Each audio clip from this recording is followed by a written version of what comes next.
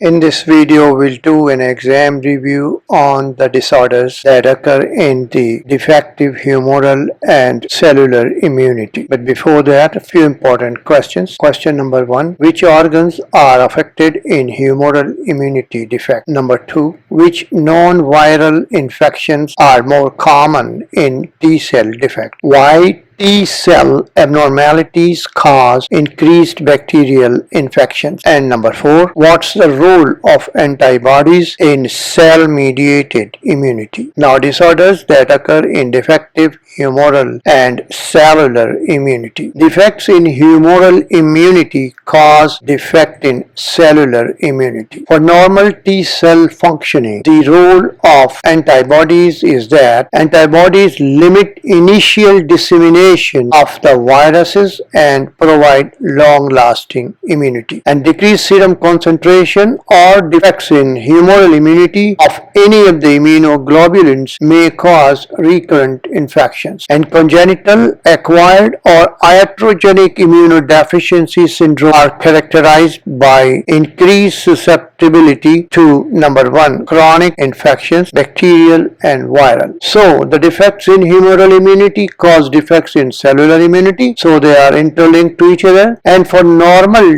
T-cell functioning, the role of antibodies is that they limit the initial dissemination of the virus and provide long-lasting protection in T-cell immunity, and decreased serum concentration or defects in humoral immunity may cause recurrent infections. So decreased immunoglobulin functions, they are characterized by increased susceptibility to number 1, chronic infections, bacterial virus. So what are those infections? Pansinusitis, almost always present in decreased immune functions. Sinopulmonary infections also occur. There are recurrent bacterial pneumonia. In the ear there is chronic otitis media, and in the GIT there are intestinal giardiasis. Intestinal giardiasis are frequent in hypogammaglobulinemia. And the encapsulated pyogenic organism infections occur in hypogammaglobulinemia. For example, Haemophilus influenza infection, strep pneumonia and Staph aureus skin infections occur. So in hypogammaglobulinemia, chronic bacterial infection. So what are those infections? Pansinusitis, sinopulmonary infections, recurrent bacterial pneumonia, otitis media, and intestinal giardia lamblia infections also occur. And amongst the encapsulated pyogenic infections, Haemophilus influenza, strep pneumonia, and Staph aureus infection may occur. In the brain, meningitis may occur, especially Haemophilus influenza meningitis. So this was number 1, infections that occur in hypogammaglobulinemia. Number 2, autoimmune diseases, and number 3, lymphoreticular malignancies also occur in humoral defects. The antibody deficient patients become chronically infected and continue to excrete large amount of viruses for years. Now, viral disorders in hypogammaglobulinemia patients. Congenital agammaglobulinemia patients have chronic meningitis and chronic encephalitis, and also excrete echovirus and adenoviruses, and may suffer from fatal hepatitis B virus infection. So the two disorders, bacterial and viral, that occur in hypogammaglobulinemia are bacterial, I already discussed. Amongst the viral infections, that antibody deficient patient excrete large amounts of viruses for a year, and they have chronic meningitis, encephalitis, and also suffer from fatal hepatitis B viral infection. And clinically, these antibody deficiency features of complement components. The most common primary immune deficiency is IgA deficiency, and the next common is panhypoglobulinemia. And the most common secondary immunodeficiency is acquired immunodeficiency syndrome, AIDS. And the other causes of secondary immune deficiency are malnutrition, protein-losing enteropathy, intestinal lymphangiectasia, lymphoreticular malignancies, and immunosuppressive drugs. So the most common primary immune deficiency is IgA deficiency, and the next common is panhypoglobulinemia, and the most common secondary immune deficiency is AIDS. And the secondary immunodeficiency also occur with malnutrition, protein-losing enteropathy, intestinal lymphangiectasia, lymphoreticular malignancies, and with immunosuppressive drugs. The antibody deficient patients with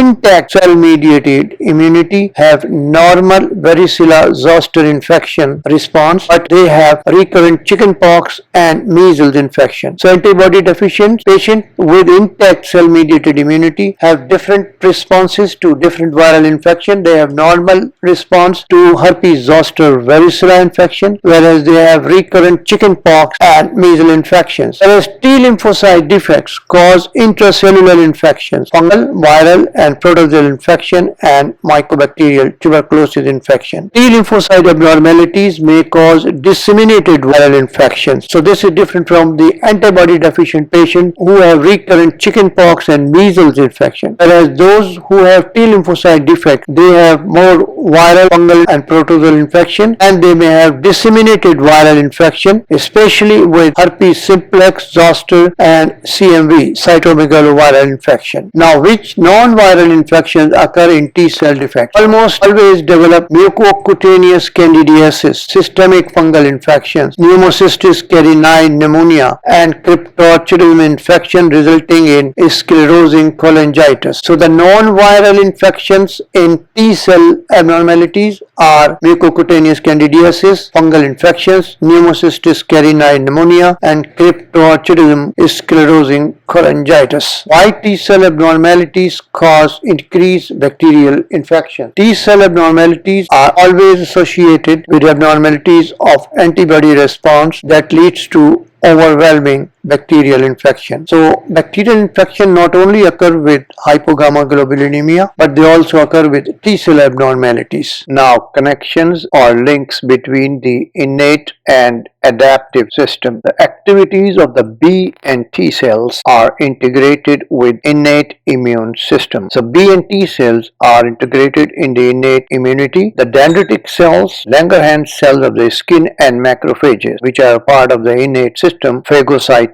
invading pathogens and presents those pathogens to the T and B cells. So they trap the antigen for the B and T cells to initiate the immune response in the spleen, lymph nodes, and lymphoid organs. The neutrophils and macrophages also have scavenger activity. The scavenger activity of the neutrophils and macrophages, these cells are a part of innate immunity, is controlled by complement system, antibodies, and cytokines, which are a part of the adaptive immunity. Neutrophils produce nitric oxide that inhibits lymphocyte apoptosis and prolong adaptive immune system. So the cells of the innate system, they trap the pathogen for the T and B cells to initiate the immune response in spleen, lymph nodes, and lymphoid organs. The neutrophils and macrophages also have scavenger activity. And number 3, neutrophil produce nitric oxide. So what does it do? Nitric oxide inhibits the lymphocyte apoptosis, and this way it prolongs the adaptive immune response. The dendritic cells are potent activator of macrophages, which kills the organism. And the NK cells of the innate immunity spontaneously kill tumor cells and virus-infected cells, supported by immunoglobulins, cytokines, and inflammatory cells. Now, disorders of complement. In the deficiency of C142 classical pathway, infection with